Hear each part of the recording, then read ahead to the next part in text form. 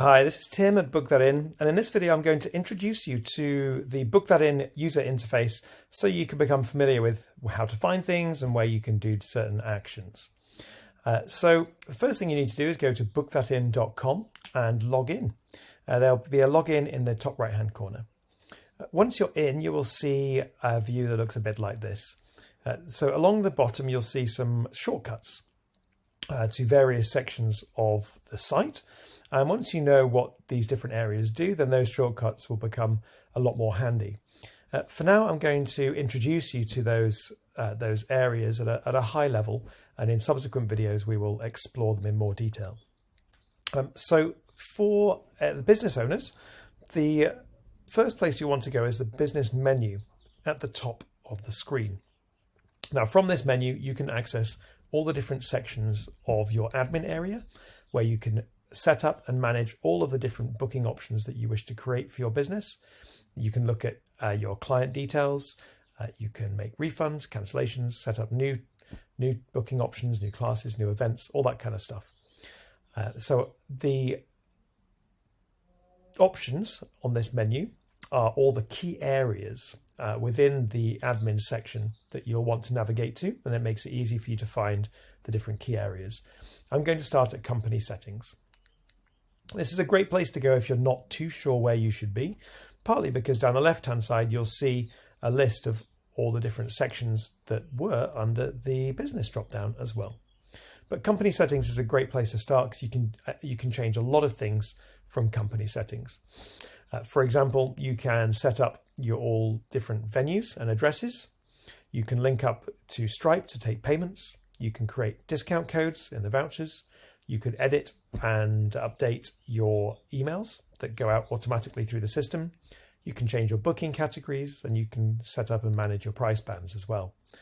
Lastly, and this is a bit that people often miss, in the top right hand corner you have an edit option, and the edit option allows you to edit any of your overview, your main company details, so your company description, your company logo, also the terms and conditions, privacy policy, and the main booking questions that are asked on all of your bookings.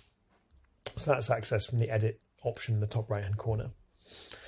The next section down is your staff area, and the staff area is where you can add all different members of your team. This might be people you just need to give access to the system, or it might be teachers that are doing teaching on your behalf. You can add as many staff members as you want, and you can give them different access permissions, either so they only have access to their own calendar, or perhaps they have access to their own booking registers, or perhaps so they have full company access in the same way that you do.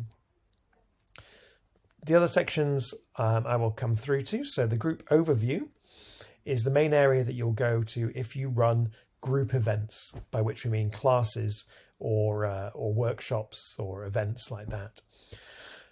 Again, I'll go into detail on this area later, but from here, this is where you manage all of your different classes and events. You can see them in a list, and you will see that they are grouped together by location and then by the type of class or event that they're running. And then you'll see a row for each date or term block that you are running as well. This is where you'll access your registers. For example, using this icon here, this is where you'll create new events and classes. It's also where you'll be able to email any of your customers and things like that. So this is a great area, and if you're running classes and events, that's the place you'll spend most of your time. The next section are your appointments area.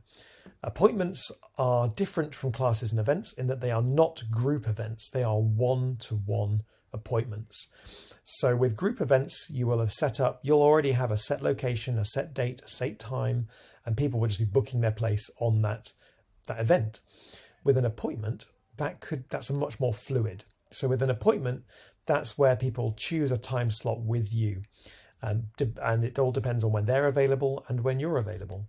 So you can set up a different type of appointment, which might be for a certain duration, a certain cost, and then you set your availability to say when you're available to do those appointments.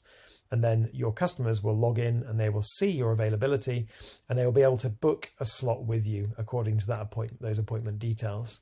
So it's a lot more fluid.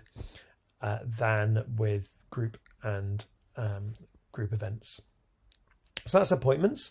You can access the different booking types, as we call them, from this little drop down here. So the group overview for classes and events, appointments, or subscriptions. I'm going to take you to subscriptions, which again can be accessed from the business menu too. And that's the other kind of booking that you can take through Book That In. So we've already covered group events and appointments. Subscriptions are, as you probably expect, recurring payments that you can take on behalf of your customers. Once they've signed up, the payments are taken automatically depending on the frequency that you've set for your subscription. So you might set a weekly subscription, as we have here, for £5 a week, or you could create a monthly subscription or a quarterly subscription or even an annual subscription for something like an annual membership. Once people sign up, we keep taking the payments on your behalf and sending them to your account until they cancel. And those are subscriptions. The last two areas are also very important. So the My Clients area is like a mini CRM. So this is where you can access all of your customer details. You can also generate lots of exports, and you can add manual bookings from this area too. So to show you a quick overview, you can use this filter option here, and you can add in someone's name or their email address to find someone or an individual, or you could do a drop down by the different venues that you run at, or the different types of booking that you run or you take, and you can filter and bring up a list of all of your different customers. And when you click on their name, you'll be able to see how much they've spent with you and look at their booking history. Again, we'll go into more detail on this later. But the final area is your booking widget. And your widget is your branded booking page. So this is where you can add your logo or your colors. And when your customers book, they can book on that page and it will look and feel very much like your own website. You can even embed it on your website if you don't want to use our hosted version.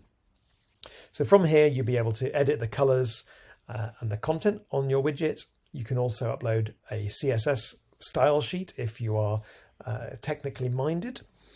Then there are instructions you'll see on how to embed your widget.